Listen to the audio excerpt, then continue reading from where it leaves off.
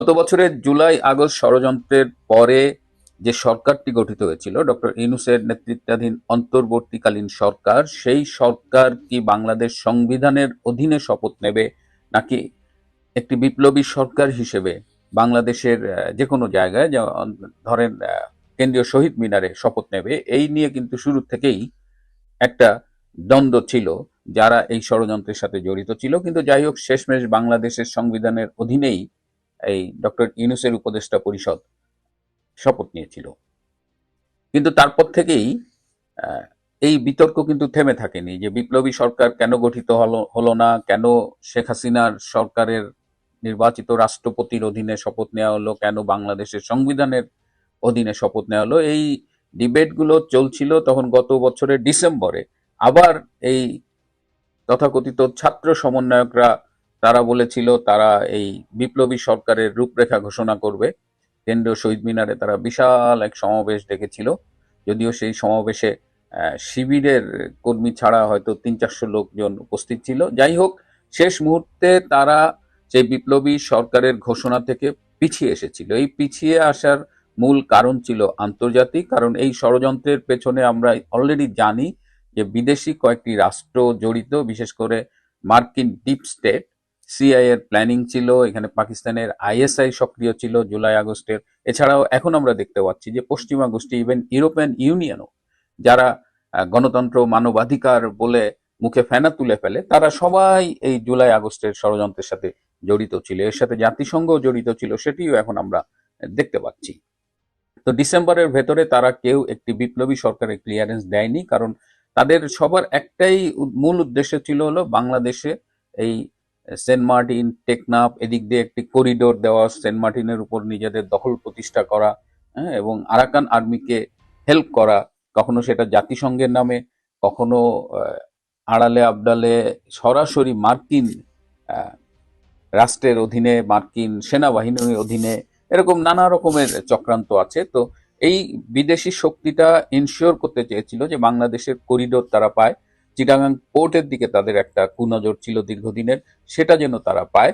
এবং এই যে পাহাড়ি চট্টগ্রাম, পার্বত্য চট্টগ্রাম এলাকা, কক্সবাজার, এখন শুনছি পুরো চিটাগাং, এসব নিয়ে মায়ানমারের কিছু অংশ নিয়ে ভারতের কিছু অংশ শোনা যায় আহ, এর মধ্যে অন্তর্ভুক্ত হবে। একটা ক্রিশ্চিয়ান স্টেট করার একটা দীর্ঘদিনের পরিকল্পনা। ওদিকে বার্মা অ্যাক্টের অধীনে আরাকান বাহিনীকে হেল্প করা, মিয়ানমার সরকারের এগেইনস্টে একটা লড়াইয়ে আহ, আরাকান আর্মিকে হেল্প করার পাশাপাশি বাংলাদেশকে করিডোরের নামে জড়িয়ে ফেলা, তো নানা রকমের হিসেব ছিল। তো এই আন্তর্জাতিক শক্তিগুলো চাইছিল যে তাদের যা যা পাওয়া সেটা যখন ডক্টর ইউনূসের অবৈধ সরকার এনশিওর করবে, তখন তারা ইউনূসের বিষয়টা দেখবে। এবং এখন মোটামুটি বিদেশি শক্তি বাংলাদেশের কাছ থেকে যা যা পাওয়ার সেটা পেয়ে গেছে, বা এক ধরনের নিশ্চয়তা পেয়ে গেছে যে তারা পাবেই। করিডোর তারা এখনো অফিসিয়ালি ব্যবহার না করলেও আনঅফিসিয়ালি ফুল প্লেজেড ব্যবহার করছে। এখানে মানবিক সহায়তা যাওয়ার কথা থাকলেও এখান থেকে মূলত অস্ত্র যাচ্ছে বলে বিভিন্ন সূত্র বিভিন্ন সময় দাবি করছে। তো এই অবস্থায় এখন আবার নতুন করে দেখবেন যে জুলাই বিপ্লবের ঘোষণাপত্রের দাবি উঠেছে, এবং এইবারে একটা ইন্টারন্যাশনাল গ্রিন সিগন্যাল ওইখানে আছে। তো এবার কি হবে, এই আগামী মাসে, জুন মাসের যে কোনো সময়, ধরেন মিড জুন থেকে এন্ড অফ জুনের মধ্যে যে কোনো সময় একটা বিপ্লবী সরকারের ঘোষণাপত্র এই ছাত্র সমন্বয়ক এবং এই ষড়যন্ত্রের পক্ষের যারা আছে, কোন প্ল্যাটফর্মে বলবে সেটা আমি জানি না, কিন্তু তারা একটা ঘোষণা, জুলাই সরকার, জুলাইয়ের বিপ্লবী ঘোষণাপত্র তারা ডিক্লেয়ার করবে আর কি। জুলাই প্রোক্লেমেশন বা জুলাই ঘোষণাপত্র তারা বলছে। আমাদের ১৯৭১ সালের ১০ই এপ্রিল যেমন আমাদের স্বাধীনতার ঘোষণাপত্র ডিক্লেয়ার করা হয়েছিল এবং সেখানে বাংলাদেশের রূপরেখা ছিল, তো এরাও এই জুলাই ঘোষণাপত্রের মধ্য দিয়ে একটি বিপ্লবী সরকারের রূপরেখা ঘোষণা করবে। এবং ওই ঘোষণাপত্রের সাথে সাথে তারা দাবি করবে যে বাংলাদেশের সংবিধানটা আর ফাংশনিং না, তারা বাংলাদেশ সংবিধানের বিলুপ্তি ঘোষণা করবে তাদের সেই বিপ্লবী সরকারের আহ, অধীনে আর কি। এবং বাংলাদেশ সরকার, বাংলাদেশের সংবিধান বিলুপ্ত ঘোষিত হলে বাংলাদেশ সংবিধানের অধীনে শপথ নেওয়া রাষ্ট্রপতি শাহাবুদ্দিন চুপ্পু, তিনিও নিষিদ্ধ হয়ে যাবেন আর কি, তিনিও আর তখন রাষ্ট্রপতি পদে থাকবেন না। এদিকে রাষ্ট্রপতি তার পদ থেকে সরে যাবেন। এরপরে যেহেতু সংবিধান বিলুপ্ত হয়ে যাবে, এই বিপ্লবী সরকারের অধীনে আরো অনেকের উপরই এই বিভিন্ন খড়গ নেমে আসবে। তার মধ্যে হলো তিন বাহিনী প্রধান, সেনাবাহিনী প্রধান জেনারেল ওয়াকার এবং নৌবাহিনী প্রধান এবং বিমান বাহিনী প্রধান, তিনজনকেই তখন তাদের ক্ষমতা থেকে সরিয়ে দেওয়া হবে। তারা আর স্ব পদে বহাল থাকবেন না। কিন্তু সরিয়ে দেওয়ার পরে তাদের পরিণতি কি হবে? শাহাবুদ্দিন চুপ্পু, জেনারেল ওয়াকার এবং বাকি দুজন, তারা কি স্রেফ চলে যাবেন নাকি তাদের গ্রেপ্তার করা হবে? এই ব্যাপারেও কিন্তু একটা গুঞ্জন শোনা যাচ্ছে যে রাষ্ট্রপতি শাহাবুদ্দিন চুপ্পু এবং সেনা প্রধান জেনারেল ওয়াকারকে সম্ভবত এই জুলাই ঘোষণার পরে তাদের দায়িত্ব থেকে সরিয়ে তাদের গ্রেপ্তার করা হবে এবং জেনারেল ওয়াকারকে বিশেষ করে আইসিটিতে জুলাই আগস্ট হত্যাকাণ্ডের জন্য বিচারের আওতায় আনা হবে। নৌবাহিনী প্রধান এবং বিমান বাহিনী প্রধানকেও সম্ভবত গ্রেপ্তার করা হতে পারে। তো এই এই দুজনের ব্যাপারে আমি জানি না, তবে ওয়াকারকে গ্রেপ্তার করার ব্যাপারে তাদের একটা প্ল্যান কাজ করছে, কারণ ওয়াকারের দুটো অপরাধ। ওয়াকারের একটি অপরাধ হলো তিনি শেখ হাসিনা সরকারের সময় নির্বাচিত সেনা প্রধান। দ্বিতীয় হলো জুলাই মাসে যখন সেনাবাহিনীকে রাস্তায় নামানো হয়েছিল, দেশব্যাপী কারফিউ জারি করা হয়েছিল, তখন সেই বাহিনীর প্রধান হিসেবে এই হত্যাকাণ্ডে জেনারেল ওয়াকার তার দায় এড়াতে পারেন না বলে এই অংশটি মনে করেন যারা জেনারেল ওয়াকারকে গ্রেপ্তার করার কথা ভাবছেন। তো এখন এই জুলাই বিপ্লবের এই ঘোষণার জন্য আমরা ধরে নিচ্ছি সময় আছে 3 থেকে 4 সপ্তাহ, প্রায় মাসখানেক সর্বোচ্চ। তো এই আমরা কি এখন দেখব যে এই জুলাই ঘোষণাপত্রের কাজ এগিয়ে যাচ্ছে এবং তারা তাদের প্ল্যান মতো বিপ্লবী সরকার ঘোষণা করবে এবং যা যা বললাম এতক্ষণ, রাষ্ট্রপতিকে সরিয়ে দেবে, সেনাপ্রধান সহ অন্যান্য তিন বাহিনী প্রধানকেই সরিয়ে দিবে এবং তাদের চাইলে গ্রেপ্তার করা হবে, বিচারের আওতায় আনা হবে, এটা অ্যালাউ করা হবে?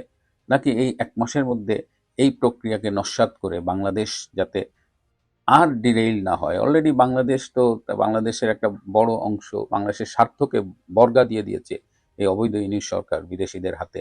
এখন এটার শেষ কোথায় সেটা আমাদের একটা মানে দেখার বিষয়। এই 1 মাসের মধ্যে বাংলাদেশের জন্য খুব ক্রুশিয়াল একটা সময় এবং এই সময়টায় দেখেন যে এই যে আওয়ামী লীগকে নিষিদ্ধ করা হয়েছে, কারণ দেশ বিরোধী যে কোনো ষড়যন্ত্রে আওয়ামী লীগ কিন্তু প্রতিবাদ করে। এবং আজকে শেখ হাসিনার বিভিন্ন ক্ষমতায় থাকাকালীন শেষ সময়ের যে কথোপকথনগুলো আমরা শুনতে পাচ্ছি, তিনি কিন্তু জানতেন যে এরকম করিডোর সেন্ট মার্টিন নিয়ে একটা চক্রান্ত হচ্ছে এবং তিনি যদি এই সেন্ট মার্টিন বিদেশিদের হাতে তুলে না দেন, করিডোর তাদের না দেন, তাকে ক্ষমতা হারাতে হতে পারে। তিনি কিন্তু ক্ষমতা হারানোর ঝুঁকি নিয়েছেন, তবুও বাংলাদেশের কোনো অংশকে বিদেশিদের হাতে তুলে দেননি এবং সেই প্রমাণ তিনি আমাদের কাছে রেখে গেছেন। এটি আমাদের মন গড়া কোনো কথা নয়। তো আজকে আওয়ামী লীগকে এই কারণেই নিষিদ্ধ করা হয়েছে যাতে আওয়ামী লীগ কোনো প্রতিবাদ না করতে পারে এবং এই বিপ্লবী সরকার হলে তখন কিন্তু আর কেউ নির্বাচনের কথা মুখেও আনবে না। তারা যতদিন ইচ্ছা ক্ষমতায় থাকবে, এটা 3 বছর 4 বছর, তারপর তারা এক সময় যদি মনে করে তারা তাদের মতো করে একটা পাতানো নির্বাচন দিয়ে তাদের এই এনসিপি জামাত এদের ক্ষমতায় আনবে।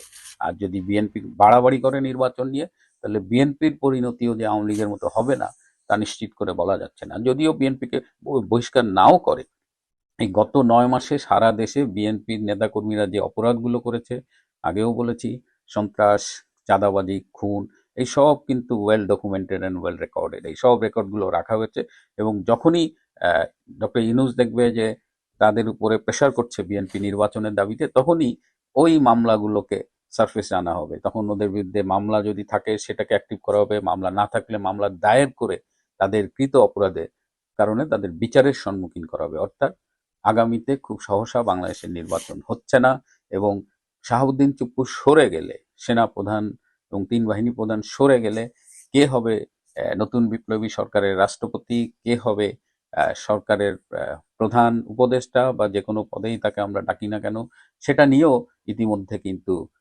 গেম শুরু হয়ে গেছে। উপদেষ্টাদের মধ্যে একটা তৎপরতা শুরু হয়েছে যে ডক্টর ইউনূস যদি না থাকে, উনি যদি রাষ্ট্রপতি হন, তাহলে কে প্রধান উপদেষ্টা হবে। যাই হোক, এই বিষয়টা নিয়ে আমি অন্য একটা পর্বে কথা বলবো। তবে বাংলাদেশ এখন খুব ক্রুশিয়াল ফেজের মধ্য দিয়ে যাচ্ছে। এই 1 মাসের মধ্যে যদি বাংলাদেশকে আমরা রক্ষা না করতে পারি, তাহলে হয়তো বাংলাদেশের সামনে একটা ভয়ঙ্কর ভবিষ্যৎ অপেক্ষা করছে। এখন প্রিয় দেশবাসী, আপনারাও ভেবে দেখবেন, রাজনৈতিক দল যারা বাংলাদেশের কথা ভাবে তারা হয়তো এটা ভেবে দেখবে, আর যারা জামাত ইসলামের মতো দল কিংবা সিপিবির মতো খোলস বদলানো দল, তাদের কাছে আমাদের কাছে কোনো প্রত্যাশা নেই। বিএনপি কি করবে এই সিদ্ধান্ত বিএনপিকেই নিতে হবে। আওয়ামী লীগ নিশ্চয়ই তার মতো করে রাজনৈতিক সিদ্ধান্ত নেবে। আর জেনারেল ওয়াকারের হাতেও সময় রয়েছে ৩-৪ সপ্তাহ, মানে ১ মাস। তিনিও ভেবে দেখতে পারেন যে তিনি আসলে এই সময়টাতে কি করবেন।